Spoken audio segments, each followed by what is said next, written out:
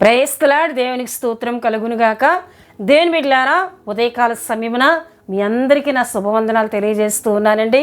ప్రతిదినం దేవుని వాగ్దానంతో మీ ముందుకు వచ్చే కృపను దేవుడు మాకు ఇస్తున్న విధానాన్ని బట్టి దేవుని స్తుతిస్తున్నానండి. ప్రతిదినం ఉదయకాలం దేవుని వాగ్దానంతో బలపరచబడి ప్రార్థనతో దినమును ప్రారంభించుకునే కృపను దేవుడు మనందరికీ అనుగ్రహిస్తూ ఉన్నారండి. హల్లెలూయా, హల్లెలూయా. దేవుని బిడ్డలారా, మీ అందరి కొరకు ప్రార్థిస్తున్నామండి. మా కొరకు ప్రార్థన చేయండి అని తెలియజేసిన ప్రతి ప్రార్థన విన్నపమును కూడా ప్రభు పాదాల చెంత పెట్టి మీ కొరకు భారంతో ప్రార్థన చేస్తున్నాం. దేవుని బిడ్డలారా, ఇంకా ఎవరికైనా ఎటువంటి ప్రార్థన అక్కర్లున్నా మాకు తెలియజేసినట్లయితే మీ అందరి కొరకు ప్రార్థన చేస్తామండి. మా కొరకు విశ్వాసంతో నడిపించబడుతున్న మా పరిచర్య కొరకు మీ అనుదిన ప్రార్థనలో జ్ఞాపకం చేసుకోవాలని ప్రభు పేట తెలియజేస్తూ ఉన్నానండి. దేవుని బిడ్డలారా, ఈ ఉదయకాలం దేవుడు ఒక చక్కటి వాగ్దానమును మనకిస్తూ ఉన్నారు. ఆ వాగ్దాన వచనమును మనం చదువుకుందామండి. యెహెజ్కేలు గ్రంథము 11వ అధ్యాయము 19వ వచనాన్ని నేను చదువుతున్నానండి. వారు నా కట్టడాలను నా విధులను అనుసరించి గైకొనున్నట్లు నేను వారి శరీరములో నుండి రాతి గుండెను తీసివేసి వారికి మాంసపు గుండెను ఇచ్చి వారికి ఏక మనస్సు కలుగజేసి వారి యందు నూతన ఆత్మను పుట్టింతును. హల్లెలూయా, హల్లెలూయా. దేవుని బిడ్డలారా, యెహెజ్కేలు ప్రవక్త ద్వారా దేవుడు యెరూషలేములో ఉన్న తన ప్రజలతో ఆయన మాట్లాడుతూ ఉన్నారండి. అయితే యెరూషలేములో ఉన్న ప్రజలు కొంతమందితో ఈ విధంగా మాట్లాడుతూ ఉన్నారని 14వ వచనంలో మనకు కనిపిస్తుంది. ఎవరంటే చెదిరి ఉన్న ఇశ్రాయేలీయులు. ఆయా దేశములకు, అన్యజనుల దేశములకు చెదిరిపోయిన ఇశ్రాయేలు వారు మరలా యెరూషలేమునకు వచ్చినప్పుడు ఇక్కడ మీకు స్వాస్థ్యము లేదు అని వారు చెప్తూ ఉన్నప్పుడు, దేవుని బిడ్డలారా, ఆ విధంగా వారు చెప్పకూడదు. ఎందుకంటే నేను వారిని కూడా ఈ స్థలానికి మరలా తీసుకొని వస్తాను, వారిని సమకూరుస్తాను అని దేవుడు యెహెజ్కేలు ప్రవక్త ద్వారా మాట్లాడుతున్నారు. చెదిరి ఉన్న యూదులందరినీ, చెదిరి ఉన్న తన ప్రజలందరినీ కూడా మరలా నేను సమకూరుస్తాను, మరలా ఈ స్థలమునకు నేను తీసుకొని వస్తాను. అయితే ఎక్కడున్న వారితో ఏం అనకూడదంటే ఇది మాది అనకూడదు. ఎందుకంటే అది ఆ దేశము, ఆ పట్టణము వారికి కూడా దేవుడు ఇస్తూ ఉన్నాడని, నేను ఇస్తూ ఉన్నానని దేవుడు ప్రవక్త ద్వారా మాట్లాడుతున్నారు. దేవుని బిడ్డలారా, దేవుడు మాట్లాడుతూ 19వ వచనానికి వచ్చినప్పటికీ ఆ వచ్చిన వారి విషయమే దేవుడు చెప్తున్న మాట ఏమిటంటే, వారు నా కట్టడలను నా విధులను అనుసరించి గైకొనున్నట్లు వారి శరీరంలో నుండి రాతి గుండెను తీసివేసి మాంసపు గుండెను నేను వారికి ఇస్తాను. వారు నా కట్టడాలను మునుపు అనుసరించలేదు, నా విధులను వారు గైకొనలేదు గనక వారు చెదిరిపోయారు. అయితే చెదిరిపోయిన వారందరినీ నేను సమకూర్చిన తరువాత వారికి నా కట్టడాలు గైకొనేటట్లు, నా విధులను అనుసరించేటట్లు వారిలో ఉన్న రాతి గుండెని నేను తీసివేస్తాను. వారిలో ఉన్న రాతి గుండెను బట్టి, కఠినత్వాన్ని బట్టి నా మాటలను వారు అనుసరించలేదు, నా కట్టడలను వారు అనుసరించలేదు, నేను నియమించిన విధులను వారు గైకొనలేదు. అయితే నేను వారిని మరలా ఈ స్థలానికి తీసుకొని వచ్చిన తర్వాత నా కట్టడల గైకొనేవారిగా నేను చేయబోతున్నాను. రాతి గుండెని తీసివేసి మాంసపు గుండెని నేను వారికి ఇస్తాను అని దేవుడు చెప్తున్నారండి.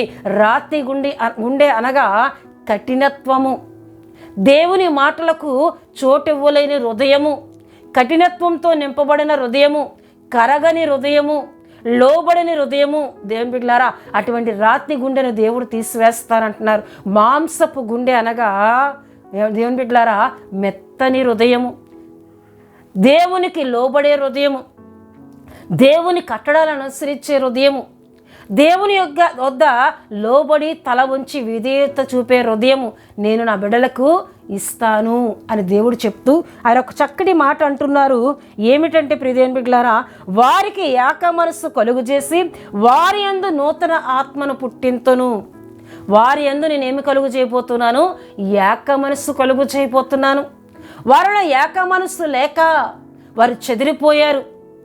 వారిలో ఏకత్వము లేక ఒకరంటే ఒకరికి పడలేని పరిస్థితులు, ఒకరి ముఖము ఒకరు చూడలేని పరిస్థితులను బట్టి వారు ఆయా దేశాలకు, ఆయా స్థలాలకు చెదిరిపోయారు. ఇప్పుడు మరలా వారిని ఇక్కడ సమకూర్చి మరలా ఈ స్థలమునకు వారిని తీసుకొని వచ్చి ఈ ఏక మనస్సును నేను వారి యందు పుట్టిస్తాను, నూతన ఆత్మను వారి యందు నేను పుట్టిస్తానని దేవుడు వాగ్దానం ఇచ్చి ప్రియదేవుని బిడ్డలారా తన ప్రజల విషయమే అని మాట్లాడుతూ ఉన్నారండి. హల్లెలూయా, హల్లెలూయా. నిజమే దేవుని బిడ్డలారా, ఏక మనసు ఎక్కడైతే ఉండదో ఆ కుటుంబాలు చెదిరిపోతాయి. ఏక తత్వం ఎవరిలో ఉండదో, ఏక హృదయంతో ఎవరైతే నిర్ణయాలు తీసుకోరో వారి కుటుంబాల్లో నిత్యము అసమాధానం, వారి కుటుంబాల్లో నిత్యము కూడా గొడవలు. వారిలో ఏక మనస్సు లేదు గనక, వారిలో ఒకరిని ఒకరు ముఖము చూచుకోలేక, ఒకరి విషయాలు ఒకరికి చెప్పుకోలేక, ఏక తాత్పర్యం ఏక మనస్సు లేక అనేకమైన కుటుంబాలు చెదిరిపోతూ ఉన్నాయి. అయితే ఉదయకాలం దేవుడు అంటున్నారు, ఆయన యొద్దకు వచ్చినట్లయితే, ఆయన దగ్గర లోబడి ప్రార్థించినట్లయితే నేను మీ యందు ఏక మనస్సును నేను ఇస్తాను, ఏక హృదయాన్ని నేను ఇస్తాను అని దేవుడు మాట్లాడుతూ ఉన్నారండి. ఎక్కడైతే ఏక మనస్సు ఉంటుందో ఆ స్థలంలో అసమాధానానికి చోటు ఉండదు. ఆ స్థలంలో దేవుని బిడ్డలారా తగాదాలకు చోటు ఉండదండి. ఎందుకంటే ఒకరి నిర్ణయాలు ఒకరికి ఇష్టముగా ఉంటాయి. ఏకత్వం అక్కడ ఉంటుంది గనక ఆ కుటుంబాలు నిత్యము సమాధానకరంగా ఉంటాయండి. గనుక దేవుడు అంటున్నారు, ఏక మనసు వారి యందు ఉంచి నూతన ఆత్మ వారి యందు పుట్టిస్తానని దేవుడు మాట్లాడుతున్నారు. నిజమే దేవుని బిడ్డలారా, ఏక మనసు ఎంతో దీవెనకరమైనదండి. ప్రతి కుటుంబంలోనూ ఏక మనసు ఉండాలి, ప్రతి సంఘములోనూ ఏక మనసు ఉండాలండి. ఏ కుటుంబంలోనైతే ఏక మనసు ఉంటుందో, గనుకనే దేవుని బిడ్డలారా మత్తయి సువార్త 18వ అధ్యాయం 19లో మనం చూస్తే, ఇద్దరు కూడి ఏకీవించి దేన్నైతే ఈ భూమి మీద బంధిస్తారో, దేన్నైతే వారు విప్పుతారో అది విప్పబడుతుందని, అది బంధింపబడుతుందని యేసుక్రీస్తు ప్రభువారు అక్కడ చెప్తున్నట్లు మత్తయి సువార్త 18వ అధ్యాయము 19వ వచనంలో మనకు కనబడుతుందండి. అంటే ఇద్దరు అనగా భార్యాభర్తలు ఇద్దరూ కలిసి దేన్నైతే ఈ భూమి మీద ఏకీవించి బంధిస్తారో, దేన్నైతే వారు విప్పుతారో, అంటే విప్పబడాలని ప్రార్థిస్తారో, ఎటువంటి దురాత్మ శక్తులను, విభేద శక్తులను వారు బంధించి ఏక మనసుతో ప్రార్థిస్తారో అవి బంధింపబడతాయని, వేటినైతే విప్పబడాలని వారు ప్రార్థిస్తారో అవి విప్పబడతాయని అక్కడ యేసుక్రీస్తు ప్రభువారు చెప్తూ ఉన్నారండి. హల్లెలూయా. గనుక భార్యాభర్తల మధ్య ఏముండాలండి? ఏక మనస్సు ఉండాలి. ఏక మనసుతో ప్రార్థించే దేవుని బిడ్డలారా ఆత్మీయత ఉండాలి. రెండవదిగా మనం చూస్తే సంఘములో ఏక మనస్సు ఉండాలి. అపోస్తుల కార్యములు 2వ అధ్యాయం 14 నుండి మనం చూసినట్లయితే, యేసుక్రీస్తు ప్రభువారు ఆరోహణమై వెళ్ళిపోయిన తరువాత సంఘము శిష్యులు కలిసి ఇంచుమించు దేవుని బిడ్డలారా 120 మంది కలిసి వారు ప్రార్థించగా, ఏక మనసుతో వారు దేవుని స్తుతించగా, దేవుని బిడ్డలారా వారి మీదకి దేవుని ఆత్మ దిగి వచ్చిందండి. ప్రతి ఒక్కరు కూడా దేవుని ఆత్మతో నింపబడ్డారు. అన్య భాషలతో వారు మాట్లాడి ప్రభువును గణపరిచినట్లు అక్కడ దేవుని వాక్యంలో మనం చూస్తాం. అంటే సంఘములో ఏక మనస్సు ఉండాలి, సంఘములో ఏక మనస్సు ఉండాలి. మూడవదిగా చూస్తే దేవుని వాక్యం విన్నప్పుడు కూడా మళ్ళీ ఏముండాలండి? ఏక మనస్సు ఉండాలి.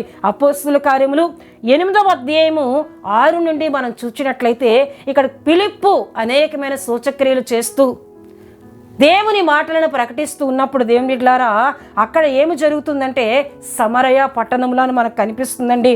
ఆ పట్టణంలో ఫిలిప్పు వెళ్ళి అనేకమైన సూచక్రియలను చేస్తూ దేవుని మాటలను ప్రకటించినప్పుడు వారు ఎలా వింటున్నారంట చూడండి. ప్రియ దేవుని బిడ్డలారా 6వ వచనాన్ని నేను చదువుతున్నానండి.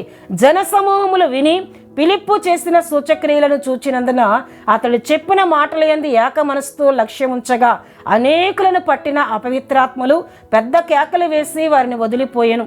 పక్షవాయువు గలవారును కుంటివారును అనేకులు స్వస్థత పొందిరి. అందుకు ఆ పట్టణముల మిగుల సంతోషము కలిగేను అని మనం చూస్తూ ఉన్నాం. హల్లెలూయా. అంటే దేవుని బిడ్డలారా సంఘము ఏక మనసుతో ప్రార్థించాలి. సంఘము ఏక మనసుతో దేవుని మాటలు, సేవకుని చెప్తున్న మాటలు యందు లక్ష్యం ఉంచాలి. అప్పుడు దేవుని బిడ్డలారా అక్కడ అనేకమైన అద్భుత కార్యాలు జరుగుతాయి. అనేక మందిలో ఉన్న వ్యాధులు పోతాయి, దురాత్మలు పోతాయి, అపవిత్రాత్మలు పోతాయి. అనేక మంది స్వస్థతలు పొందుకుంటారు, అనేకులు మారు మనస్సు పొందుతారు, రక్షణ అనుభవంలోకి వస్తారు. దేవుని బిడ్డలారా ఎప్పుడు అంటే ఏక మనసుతో దేవుని మాటలను మనం విన్నప్పుడని ఇక్కడ ఫిలిప్పు ద్వారా దేవుడు మాట్లాడుతూ ఉన్నారు. హల్లెలూయా, హల్లెలూయా. దేవుని బిడ్డలారా ఉదయకాలం దేవుడు ఒక మంచి వాగ్దానం ఇస్తూ ఉన్నారు. ఏక మనసు వారి యందుంచి నూతన ఆత్మను వారి యందు పుట్టిస్తాను అని. ఏక మనసు నుంచే దేవుడు, ఏక మనసునిచ్చే దేవుడు. కుటుంబాల్లో ఏక మనస్సు కొరకు ప్రార్థించాలి, సంఘములో ఏక మనస్సు కొరకు ప్రార్థించాలి. ఎప్పుడైతే ప్రార్థిస్తామో దేవుని బిడ్డలారా, ఏక మనస్సుని నేను ఇస్తానంటున్నారు ఆయన వాగ్దానం చేస్తున్నారు. నూతన ఆత్మను పుట్టిస్తానంటున్నారు. పాత ఆత్మీయతను దేవుని బిడ్డలారా ఏమండి, తగాదాలు కలుగు చేసే ఆత్మను దేవుడు దూరపరిచి, అసమాధానం కలుగు చేసే ఆత్మను దేవుడు దూరపరిచి, సమాధానకరమైన ఆత్మను, నూతన ఆత్మను నేను మీ అందు ఉంచుతాను, నేను పుట్టిస్తానని ఉదయకాలం తన వాగ్దానం ద్వారా ఆయన మాట్లాడుతున్నారు. కనుక ఈ వాగ్దానమును మనం నమ్ముదాం.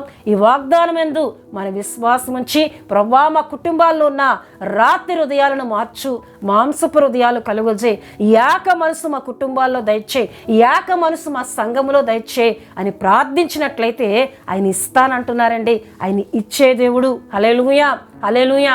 గనుక ప్రార్థించి ఆయన ద్వారా ఏక మనస్సును పొందుకొని ప్రార్థించి దేవుని గొప్ప అద్భుత కార్యములను పొందుకుందాం. దేవుడు తన వాగ్దాన మాటలను దీవించునుగాక. ఆమేన్. దేవుని బిడ్డలారా, మీ అందరి కొరకు నేను ప్రార్థిస్తున్నాను. ప్రతి ఒక్కరూ ప్రార్థనలో ఏకీభవించాలని ప్రభుపేట తెలియజేస్తూ ఉన్నానండి. మహాపరిశుద్ధుడా, ప్రేమ కలిగిన తండ్రి, కృపగలిగిన యేసయ్యా, మీ ఘనమైన నామమునకు వేలాది వందనములు, వేలాది కృతజ్ఞతాస్తుతులు చెల్లిస్తున్నాను నాయన. ఉదయకాలం చక్కటి వాగ్దానంతో మాతో మాట్లాడినందుకు మీ కృతజ్ఞతాస్తుతులు చెల్లిస్తున్నాను. నిజమే ప్రభువా, కఠిన హృదయాలను మార్చివేసే దేవుడు, మెత్తన హృదయాలుగా మార్చే దేవుడు, ఏక మనసునిచ్చే దేవుడు, నూతన ఆత్మనిచ్చే దేవుడునని ఉదయకాలం మీ వాగ్దానం ఇచ్చి ప్రభువా మీరు మాట్లాడినందుకు మీ కృతజ్ఞతలు చెల్లిస్తున్నాను నాయన. ఈ వాగ్దానం విన్న బిడ్డలందరినీ మీరు ఆశీర్వదించండి ప్రభువా. కుటుంబాల్లో ఏక మనసు, సంఘములో ఏక మనసు కలుగు చేయమని సన్నిధిలో ప్రార్థిస్తున్నాను. దినమంతా మీ కృప, మీ కాపుదల, మీ సంరక్షణ తోడుగా ఉంచండి. ప్రయాణంలో ఉన్న వారికి నీ కాపుదల దయచేయండి. దేవా, తలపెడుతున్న కార్యాల్లో సఫలత దయచేయండి. అనారోగ్యంగా ఉన్న వారికి స్వస్థత దయచేసి దినమంతా కాపాడమని, బిడ్డల అక్కర్లన్నింటినీ తీర్చమని యేసు నామములో అడుగుచున్నాం తండ్రి. ఆమేన్. యేసు రక్తమే జయం, ప్రభు యేసు రక్తమే జయం, ప్రభు యేసు రక్తం సంపూర్ణమైనది, అపవాది క్రియలకు అనంత నాశనం కలుగునుగాక. ఆమేన్, ఆమేన్, ఆమేన్. దేవుడు మిమ్ములను, మీ కుటుంబములను బహుగా దీవించునుగాక. ఆమేన్.